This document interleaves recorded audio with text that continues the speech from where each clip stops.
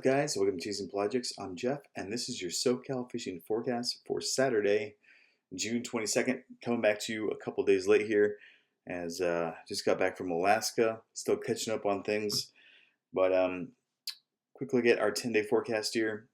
We have nice summer conditions finally. Our early morning cloud cover is burning off, and it looks like summer is here now that we've gotten past the summer solstice. The June gloom looks to be out of the forecast.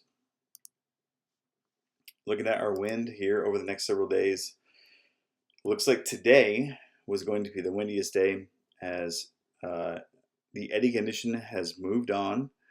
We're going to get back to those afternoon northwest winds, 10 to 12 knots, the typical summertime condition. However, over the next several days, we do have a much lighter wind scenario, which is going to be excellent for sight fishing and trying to find those offshore fish.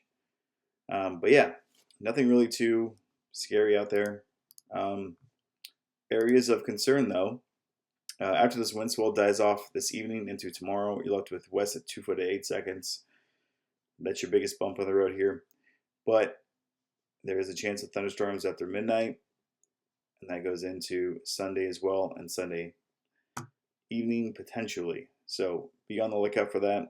I know that there's probably going to be several of you out there at St. Clowney Island, so be careful in Anchorage. Winds can be unpredictable around thunderstorms, lightning, all that kind of stuff. So avoid that stuff.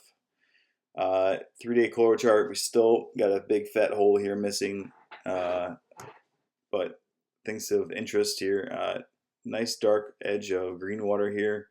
Probably going to see some bait pile up on this. We had, those bluefin are up at the 277, and a couple little foamers here, spotty, like not a lot of volume, but this could become a stopping point for a lot of those fish if it, stays potentially in this area over some of these areas, like the end of Catalina here, 267 to 14 Mile Bank. Those could be stopping points for fish to pile up for a couple days.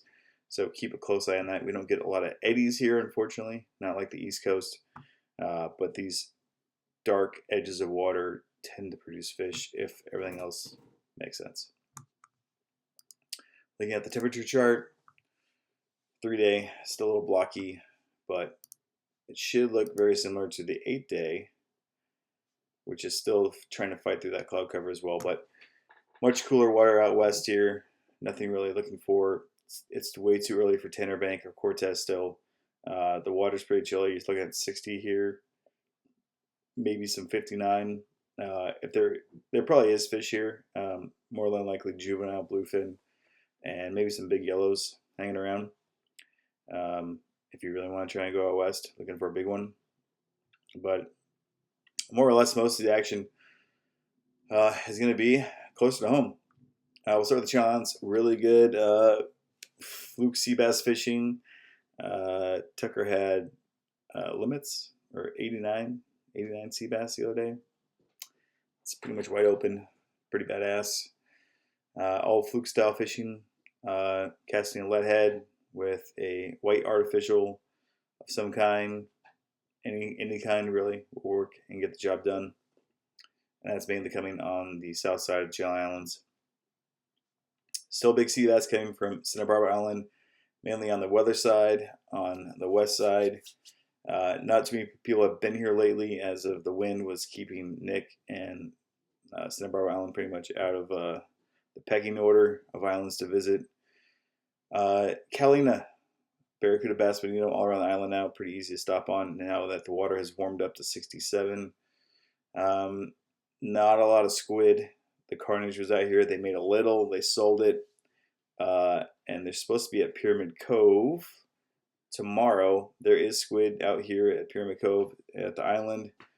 This is where a lot of those yellowtail, the Thunderbird and Amigo and the Freedom have been on, and a lot of private boats too.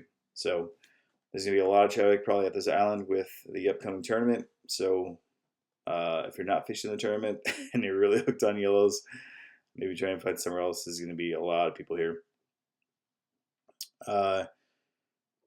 Moving down south, Coronado Islands, it's been kind of green water, not really looking great the last few days. I'll give you a little peek at the chlorophyll. But you can kind of see what's going on here. There's still some red tide down in this area. The water up here in Dana Point, San Clemente, very clean. No signs of red tide anywhere now. Looking really nice out there. The bluefin. The bluefin have been from the 371 down to the upper hidden, as far west as the 390. I expect them to start checking back northwest again. They've been getting whacked with a decent amount of boat traffic as well. So keep that on there. A lot of people talking about, oh, they're not biting the 500-gram jigs because they're too long or whatnot. As I always recommend, is to keep a variety of jigs, especially for nighttime fishing. People are saying, oh, use a Colt Sniper. A Colt Sniper is a good jig, but they typically don't have enough weight. And they call it vertical jigging for a reason. Your line needs to stay vertical. So when you're stuck in a situation like that where they don't want necessarily a longer profile jig, switch to something like a Daiwa SK, and they make a very nice 300-gram jig where it's 11 ounces, and it has great action and it bites very, very well. Another great jig to use. If you want to kick it back old school, Shimano Flatfall, small profile, works just fine. A lot of guys trying to use stuff that isn't really made for those type of depths, from 200 to 400 feet.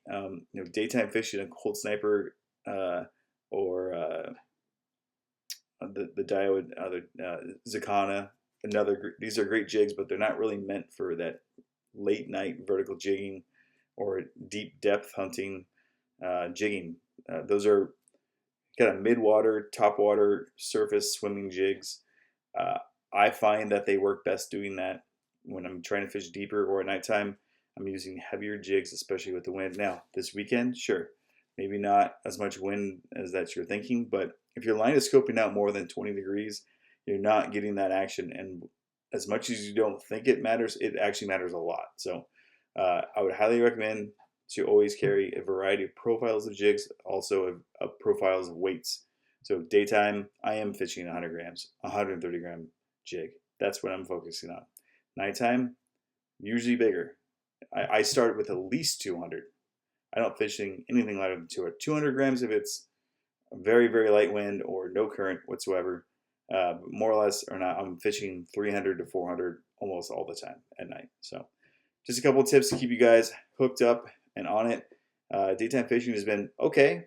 Definitely use sinker rig. You can use jig fishing like we mentioned, and maybe, just maybe, we'll start seeing some of these foamers start working here now that the daylight is up and out and these clouds are going to back off. So we got a chance of looking at that. So a lot of big bonito flying around here too. I personally don't like catching them, but beware. They're going to be further east along this green water here. So if you're stuck with the bonito, just start driving west until you don't see them anymore. And that's where you should be looking for those bluefin. So that's it for this week, guys. Just want to give you a quick dip in what's going on. You can always support the channel. Visit our website, chasingpelagics.com. We have a wide variety of SoCal saltwater tackle specifically made for what we're talking about here every week. Take care, guys. Cheers. Hey, thanks for watching. Make sure you subscribe to the channel and check out our website and online store at chasingpelagics.com. And make sure you share the stoke.